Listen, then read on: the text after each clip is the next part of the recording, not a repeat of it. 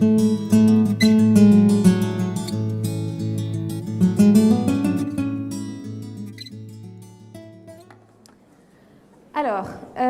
je vous prie d'excuser ce matin l'absence de Philippe Dagen, qui n'a pas pu malheureusement être des nôtres aujourd'hui.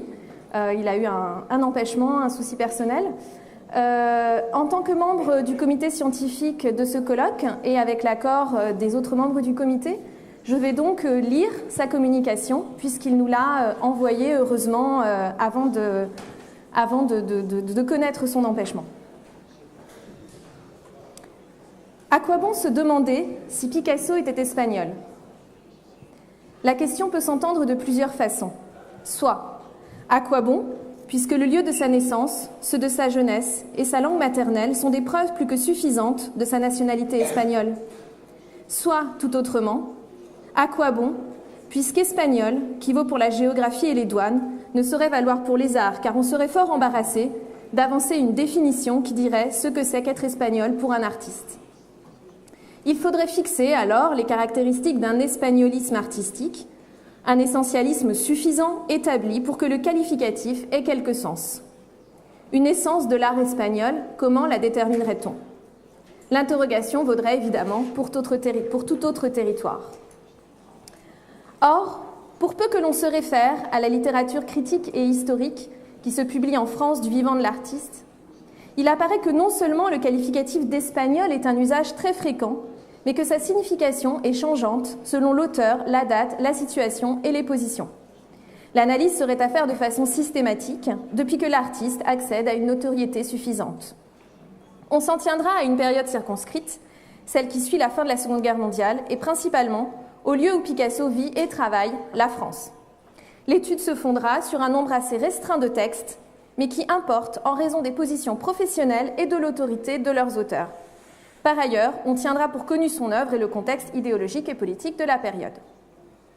Picasso, à la fin des années 40, donc. Se reporter aux biographies et catalogues récents, c'est se voir rappeler, aujourd'hui donc, qu'il est le créateur de l'œuvre politique la plus connue du XXe siècle, Guernica. Qu'il est aussi celui du charnier, celui qui a participé à titre exceptionnel au Salon d'automne de 1944 et provoqué des manifestations d'hostilité. Il est aussi l'artiste dont le Musée national d'art moderne s'efforce d'obtenir le don d'œuvres assez nombreuses pour remédier à l'absence d'achat de la part des musées français dans les décennies précédentes. Celui aussi dont l'œuvre se voit mieux au MoMA qu'à Paris. Or, de tout ceci, rien ne se lit en France dans les livres qui présentent composé un récit du premier demi-siècle. Ce qui se lit, c'est que son œuvre, je cite, mérite d'apparaître comme l'expression typique du génie espagnol. Étrangère à l'esprit français, elle porte maintes traces d'hispanisme. L'absence de logique en est une. À la différence des peintres de chez nous, c'est-à-dire en France, Picasso s'accommode à merveille de ces contradictions. Et un autre caractère très espagnol aussi est le caractère explosif et improvisé de la peinture de cet artiste, qui a produit une œuvre dont l'abondance surprend et n'a d'égal que celle d'un Lope de Vega ou d'un Calderón. Comme eux enfin, et pour les mêmes raisons, Picasso était condamné à l'inégalité. Les œuvres les plus faibles succèdent chez lui aux chefs-d'œuvre. L'auteur, qui évoque tous ces clichés, est alors conservateur au Musée national d'art moderne et l'auteur des étapes de la peinture française contemporaine. Il s'agit de Bernard Dorival. Picasso est donc ainsi l'expression typique du génie espagnol. Celui-ci serait défini, selon Dorival, par l'absence de logique, l'explosion, l'inégalité, une sorte d'énergie énervée qui ne serait pas dirigée mais subie, s'imposant à celui qu'elle habite sans qu'il puisse, sans qu'il tente non plus, de la maîtriser. Ce désordre, Dorival n'hésite pas à l'expliquer en des termes de généalogie familiale qui ne laissent aucun doute sur sa conviction. L'art est affaire de sang. Il est malheureusement incontestable que cette manière d'expliquer les comportements humains relève d'une conception par race, la race juive, la race aryenne, la race noire. En mars 1944, puisque l'achevé d'imprimer de l'édition originale porte la date du 14 mars de cette année, Dorival fait imprimer ceci dans l'ouvrage déjà cité, je cite, « Que Pablo Ruiz Picasso, qui de même que ses compatriotes Velázquez et Valdés Leal, devait illustrer le nom de sa mère, qu'il porte de préférence à celui de son père, ainsi qu'il est fréquent en Espagne, que Pablo Ruiz Picasso soit né à Malaga en 1881, d'un père basque, professeur de dessin, et d'une mère mallorquine, d'origine génoise, le fait est capital. Il importe en effet que son berceau ait été l'Andalousie, la seule région d'Europe où est fleuri l'art abstrait de l'islam, que dans ses veines ait coulé les sangs les plus opposés d'Espagne, celui du Levant et celui des montagnes basques. Il est donc fin de la citation. Il est donc ainsi, selon Dorival, de façon paroxystique espagnole, puisque le désordre vital spécifique du peuple espagnol s'aggrave dans son cas d'un mélange contradictoire. On a noté par ailleurs l'allusion à la présence musulmane qui introduit un soupçon d'hybridation plus instable encore entre christianisme et islam. Second élément de description après ce texte de 1944 de Dorival. En 1951 paraît Initiation à l'œuvre de Picasso de Maurice Gilleur, ouvrage dont le propos est de rendre compréhensible l'œuvre et qui est porté par l'admiration que l'auteur manifeste à l'artiste. Il ne s'agit en aucun cas d'un texte anti-picassien comme il a pu en paraître dans la presse collaborationniste et comme Maurice de Vlaminck en a signé sans vergogne durant cette période. On y lit néanmoins, c'est là qu'intervient le complexe ethnique, l'affluence de l'atavisme racial dans la matière des intuitions, complexe individuel toujours plus ou moins novateur et devenant créateur d'une surmentalité raciale s'il est doué de dons particuliers extraordinaires. L'Espagne mêle toujours le mysticisme et le réalisme, l'imagination de son peuple vit d'exaltation. Fin de la citation. Suit l'évocation dans ce texte des processions de Séville, de Don Juan, de Jean de la Croix et de Sainte Thérèse d'Avila, je cite, « esprit mâle de chef autant qu'âme sexuée de femme ». Je continue, suite de la citation. Jamais il ne faut l'oublier lorsqu'on regarde une œuvre de Picasso, espagnol donc, touché jusqu'au plus profond de lui-même chaque fois qu'un choc psychique ou quelque complexe occulte fait surgir son atavisme ibérique. Et encore, si donc l'art espagnol oscille entre deux extrêmes, le baroque et la préciosité, nous devons les trouver dans l'œuvre de Picasso, soit l'un, soit l'autre, dont la puissance créatrice est au moins bivalente quand elle n'est pas ambivalente ou même multivalente. J'en cite également dans la conclusion, cet objet lyrique, Picasso le porte en lui depuis ses premières œuvres parce que toujours il a tendu à un expressionnisme de quelque ordre qu'il soit, et cela parce qu'il est espagnol et andalou. Il serait que trop facile de multiplier les citations de ce genre. L'une des analyses à laquelle elle serait à soumettre identifierait les stéréotypes du discours sur l'Espagne dont l'énoncé scande ces textes. Les références historiques se répondent, Thérèse d'Avila et Saint Jean de la Croix pour le mysticisme, Calderón et Lope de Vega pour le baroque, et la préciosité qui serait soumise à la loi de prolifération et d'exaspération irrationnelle, puisque l'irrationalité est un autre de ces stéréotypes. Poursuivre cette lecture entraînerait à développer une histoire des types nationaux et raciaux dont on sait combien elle domine les discours sur l'art dans l'entre-deux-guerres. Mais aussi le classement des musées par école nationale, les hiérarchies sous-entendues ou exprimées. Il revient à Meyer Shapiro d'avoir, l'un des premiers, dénoncé cette méthode, ses absurdités et ses conséquences. Le texte de Shapiro est antérieur à la Seconde Guerre mondiale. Il a paru en 1936. Et ceux que nous avons cités sont, eux, postérieurs, ce qui conduit à en déduire que les auteurs que nous venons de citer n'ont pas compris combien la notion de surmentalité raciale était désastreuse. Il y aurait sujet de réflexion générale sur l'incapacité à déchiffrer les enjeux, à moins qu'il ne faille plutôt supposer qu'il y ait ici les indices d'une permanence de ce qu'il faut bien nommer une conception raciste de la culture. Cet hispanisme de Picasso, décisif, aveuglant, pourquoi l'invoquer en France au cours de ces années ?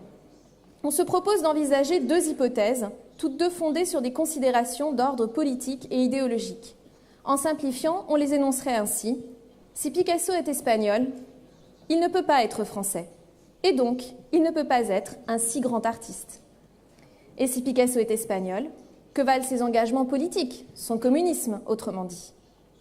Sur le premier point, la matière est là encore abondante et redondante. Il s'agit de construire un antagonisme, celui du grand artiste français face à l'espagnol. Ainsi, Gieur, je cite, « Un exemple péremptoire de ce complexe racial n'est-il pas les divergences entre le cubisme de Picasso et le cubisme de Braque ? L'un est foncièrement espagnol et d'expressivité ambivalente totale, de la lignée lyrique de Gréco et de Goya. L'autre est foncièrement français, de stylisation et de logique de la lignée de Chardin, à travers Cézanne. C'est par ce côté racial que surgit le baroque dans l'art. Pour un Français et baroque, tout ce qui n'est pas rationnel, tout ce qui n'est pas connaissance claire et distincte. Fin de la citation. Du côté français, comme il faut dire puisque c'est ainsi qu'il distingue, Gieur, cet auteur, écrit par ailleurs sur Braque, sur Dufy et sur les églises romanes. On peut également trouver ce type de citation chez Dorival à propos de Braque. Je cite, « Vuillard du cubisme, il affirme sans ambiguïté sa parenté spirituelle et artistique avec tel miniaturiste de l'école de Paris, tel portraitiste du XVIe siècle, tel peintre du temps de Louis XV ou tels impressionnistes, et compose un bouquet, le bouquet le plus récent de tout ce que la civilisation française a traditionnellement produit de plus courtois et de plus raffiné. Picasso ne saurait s'inscrire dans la tradition de cette civilisation française. » Le même Dorival compare Picasso et Derain, les Demoiselles d'Avignon et les Baigneuses de 1907. Je cite, « Si les deux toiles manifestent le même intérêt pour la géométrie et tendent l'une et l'autre à n'être plus qu'une organisation d'angles et de lignes, les déformations de l'espagnol s'affirment avec beaucoup plus de témérité. Derain stylise et simplifie, Picasso nie la vie. Tendant ici au bloc géométrique, elle se brise là en volumes morcelés. La composition tout de même ne garde pas chez Picasso l'unité que Derain avait eu à cœur de lui conférer.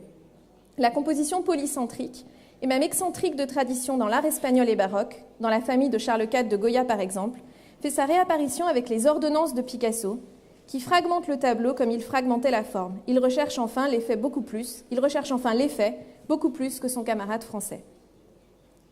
Adepte des mêmes distinctions nationales se trouve non point un troisième historien de l'art, mais un artiste qui est aussi critique et publie dans la NRF, jouit d'une réputation de pédagogue et presque de théoricien, André Lotte.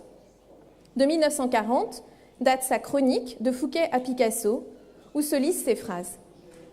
Je cite, « À une époque où l'agitation des esprits est si grande et le besoin d'étonner et de vaincre avec facilité encore si vif chez les artistes, on ne saurait trop parler de la lenteur et de la patience française. Si l'excellent ouvrage sur Picasso que nous offre Hyperion, il s'agit du livre de Jean Cassou qui vient de paraître, vient nous rappeler que les constantes vertus de l'artiste doivent être le courage et l'imagination, le non moins bel album consacré à Fouquet, autre publication du temps, nous apprend avec une opportunité encore plus grande que les qualités spécifiques du peintre français sont l'application fervente, la patience enjouée et l'amour du réel. Il est significatif que ces textes soient repris dans un ouvrage publié en 1956, recueil d'articles dont la décision de les réimprimer semble établir, 16 ans après leur première publication, qu'ils sont pour leur auteur toujours aussi pertinents. Le recueil s'intitule, sans fausse modestie, « La peinture libérée ».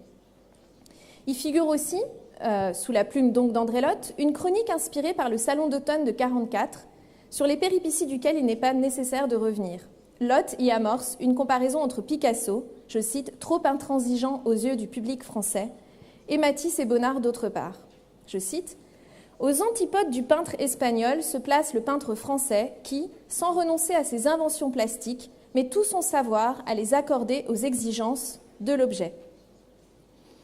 Il dissimule ses artifices et les légitime par une présentation particulière du modèle qu'il fait cadrer avec les nécessités de la peinture. C'est à cette famille qu'appartiennent Bonnard et Matisse, et non Picasso. » Le même encore, quelques mois plus tard, à l'occasion de la réouverture du Louvre, je cite, « Il faut remercier les organisateurs de n'avoir pas encombré cette exposition de quelques grandes machines à la Lebrun, où la gentillesse française cède la place à une emphase et à une redondance d'importation. Cette gentillesse, on la voit réapparaître de façon merveilleuse dans la pourvoyeuse de Chardin. » Par gentillesse, il entend une forme de simplicité et de pureté, mais on entend aussi gentilhomme dans le mot, une élégance aristocratique. L'idée, ainsi, chez Lotte, c'est qu'il faut défendre cet art français autochtone et pur, tantôt contre l'intransigeance espagnole, tantôt contre l'emphase d'importation italienne, selon toute vraisemblance. En remontant encore légèrement le temps, on atteint 1939. Cette année-là, René Huyck, conservateur au Louvre, dont il deviendra un hiérarque après la guerre et auteur réputé de référence, publie son livre « Les Contemporains », qui a été réimprimé sans correction après la guerre. On y lit « Picasso, espagnol sans mesure, a mené le jeu. Étrange destinée, Isaac Laquedem, dissipant son génie au grand vent de l'esprit, 5 sous par 5 sous, sans jamais capitaliser. » À l'inverse, Braque, je cite, « a cette densité de l'âme française qui, comme un plomb, ramène sans cesse la pensée et ses développements sans fin à leur position d'équilibre. L'instabilité contre la stabilité, autant dire le juif errant contre le paysan attaché à sa terre, Chacun sait ce que cette rhétorique a donné à partir de 1940. Si compromise ait-elle été du temps de Vichy, elle n'en survit pas moins et refait surface après la Seconde Guerre mondiale. Or, justement, après la guerre où elle a été vaincue et occupée et où elle a collaboré avec le Troisième Reich avant d'être libérée par les forces des États-Unis et du Commonwealth, il faut à la France de grandes figures nationales. Braque, Bonnard, Matisse, éventuellement, font l'affaire. Ils sont aussi grands que Picasso et profondément différents parce que français, essentiellement et exemplairement français, c'est-à-dire mesurés, rationnels, raffinés, tout ce qu'un Espagnol ne saurait être. On ne sera pas surpris que Dorival soit le théoricien de cette francité artistique supérieure. Je cite « À vouloir très logiquement et très modestement être d'abord art, c'est-à-dire soi-même, l'art français a obtenu le magnifique résultat d'être, en même temps, l'expression la plus haute, la plus fidèle et la plus profonde de la pensée humaine. Là réside la supériorité de l'art chez nous sur celui des autres peuples, et il suffit pour s'en convaincre de jeter un coup d'œil sur la peinture française d'entre les deux guerres mondiales, en rapprochant les toiles de la Patelière, de Gromer, de Lursa, d'une part, avec celles de Permeke, de Kokoschka et de Dali, de l'autre. C'est le souci plastique que notre peinture d'aujourd'hui a hérité de notre passé, c'est le souci d'être plastique qui donne à notre peinture sa royauté incontestée. Picasso n'est donc pas de chez nous, il ne saurait accéder à la supériorité de l'art de chez nous sur celui des autres peuples, je cite, puisqu'il est espagnol. Gieur, dans un vocabulaire aux prétentions théoriques plus marquées, défend une position analogue, à nouveau, à propos de la différence entre Braque et Picasso. Je ne reviens pas sur ces citations qui reprennent le même type d'opposition. Deuxième hypothèse, s'agirait-il, après cette Seconde Guerre mondiale, d'oublier Guernica? Gieur admet cependant, dans certains de ses textes, que l'œuvre dépasse son ethnie profonde pour occuper sa place retentissante dans la peinture internationale et dominée par ses réalisations géniales, non pas les temps à venir, mais son époque. Cette observation, dont la deuxième partie paraît aujourd'hui un truisme, renvoie, sans que Gieur l'ait sans doute voulu, vers une autre question, celle des rapports de Picasso avec son temps, et particulièrement le temps des guerres, en Espagne à partir de juillet 1936, dans le monde entier à partir de septembre 1939. On ne peut s'empêcher de remarquer que cette question est absente des pages que Huyghe lui consacre. Il n'en est pas de même de Dorival, qui mentionne Guernica, mais d'une étrange façon. Ayant longuement expliqué que Picasso est profondément irréaliste et principalement préoccupé de plastique, il admet devoir intégrer, je cite, un accident dont cet individualiste, si indifférent aux contingences sociales, subit pourtant l'influence au point d'en être bouleversé. Cet accident, c'est la guerre d'Espagne. La tragédie qui ensanglanta la péninsule obligea Picasso à ne pas se désintéresser de l'humanité. Affirmation sujette à caution qui incite à penser que Dorival ignore les sympathies anarchistes de Picasso dans sa jeunesse et le sens politique de son amitié avec les surréalistes, pour ne rien dire de Dora Maar. Ce qui suit est plus étrange encore. Je cite, « Il en devint d'un coup le poète de la guerre, une manière de Goya du XXe siècle, et nul doute que son passé de visionnaire ne l'ait servi dans la création qu'il a faite d'images apocalyptiques, où sans illustrer tel ou tel épisode particulier des opérations militaires, il a su en trouver une transcription plastique capable de nous épouvanter. Ainsi, dans sa grande composition de Guernica. Que Guernica ne se rapporte pas à un épisode particulier des opérations militaires, voici ce qui ne peut être soutenu, ne serait-ce qu'en raison du titre. Dorival ne l'affirme pas moins, autrement dit, Picasso est un Espagnol éternel et cette éternité dispense de préciser les circonstances du massacre de la ville basque. Maurice Gieur, s'il mentionne lui aussi Guernica, le fait à la fin de son livre et d'une manière qui intrigue tout autant. L'accumulation des références et des classifications artistiques et stylistiques, les débats sur le baroque et le classicisme, la préciosité et l'intellectualisation, auraient-elles pour conséquence ou pour enjeu de dispenser les commentateurs de s'arrêter sur la portée politique de l'œuvre? Il est paradoxal que tout en insistant plus que longuement sur la supposée hispanité essentielle et la surmentalité raciale de Picasso, ces auteurs s'intéressent si peu à l'événement majeur qui s'accomplit en Espagne, la guerre civile et son demi-million de morts. Gieur consacre à Guernica le dernier chapitre de son livre, des pages 303 à 309, soit 7 pages sur les 330 pages du texte. De ces 7 pages, l'œuvre elle-même n'en occupe que 4, dont plus de la moitié est une description détaillée des figures. Le nom de l'œuvre n'est pas expliqué, le bombardement de la ville basque n'est même pas évoqué. Les mots guerre civile, phalange, franco, fascisme, nazisme ne sont pas écrits. Guernica et renvoyait à ce qui serait le côté voyant, au sens rimbaldien du terme, de Picasso, et au mythe de la caverne selon Platon. Or, il n'était nul besoin d'être un voyant en 1937 pour savoir ce qui s'était passé à Guernica. Il suffisait de lire les quotidiens. Plus surprenant encore, Gieur, qui ne peut tout à fait se dispenser d'une interprétation politique, avance celle-ci, je cite, « Je ne peux voir Guernica sans qu'aussitôt superposés à eux, les remplacent ces corps désarticulés, ces têtes tombantes aux yeux clos ou ouverts, aux bouches béantes, trous noirs, dont, après la libération, les photos par centaines étaient offertes en témoignage dans les vitrines de Paris autour de l'Opéra. Les monceaux de cadavres empilés trouvés à Auschwitz, Buchenwald, Belsen et autres camps de la mort de ce monde concentrationnaire. Jusqu'à ce point, le propos semble clair. Guernica vaudrait pour une allégorie générale de l'extermination. Si Gieur ignore le charnier, cette interprétation peut s'accepter, mais pas la suite. Je cite, « Les chambres à gaz, les tortures physiques et morales, celles-ci les plus dégradantes pour la bestialisation totale de l'homme, et Guernica a été peint en 1937 ?» Fin de citation. Il faudrait donc comprendre que Picasso est un voyant parce qu'il a peint en 1937 ce qui s'est accompli dans les camps nazis à partir de la conférence de Wannsee en 1942. Or, il a peint ce qui se passe en Espagne en 1937, ce que les alliés de Franco ont commis pour assurer sa victoire. Ceci, Gieur, semble-t-il, ne peut le dire, car on a peine à croire qu'il l'ignore. On peut difficilement supposer que ni Huyghe, ni Dorival, ni lui n'aient pas visité le pavillon de l'exposition universelle de 1937, pas plus qu'ils ignorent l'engagement communiste de Picasso en 1944. Mais pas un mot, ni franquisme, ni communisme. Tout semble fait, dans ce contexte de la critique française, pour éviter toute mention idéologique et historique trop explicite. Gieur, en superposant selon son propre mot la Shoah à Guernica, se dispense de nommer les coupables en raison du crime. Les conservateurs français, Huyghe et Dorival, ont fait de même, leurs ouvrages paraissant en 1939 pour le premier et en 1944 pour le deuxième. Je conclus. Ainsi se trouve-t-on face à une opération de dépolitisation de Picasso, à laquelle l'inflation du discours sur l'Espagne éternelle, mais surtout pas sur l'Espagne contemporaine, contribue puissamment. Autrement dit, on parle d'autre chose. Pourquoi ? Dans le cas de Huyghe et de Dorival, on ne peut tout à fait éviter l'hypothèse d'une faible sympathie à l'égard de la cause républicaine espagnole, par catholicisme militant pour le second, par conformisme social sans doute pour le premier. De ce dernier, on a déjà rappelé que son ouvrage Les Contemporains contenait des phrases équivoques, soupçonnables sinon d'antisémitisme, du moins d'une méfiance insistante.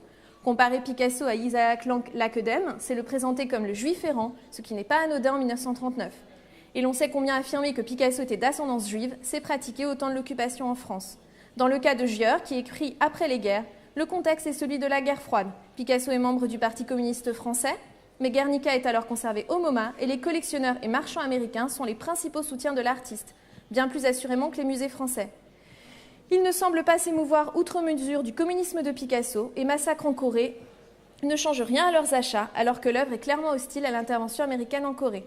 Face à ce paradoxe, le plus confortable est d'esquiver, donc d'évoquer Guernica sans mentionner la guerre civile espagnole et de se réfugier dans des glosses esthétiques dénuées de toute conséquence, hors celle d'évacuer l'essentiel.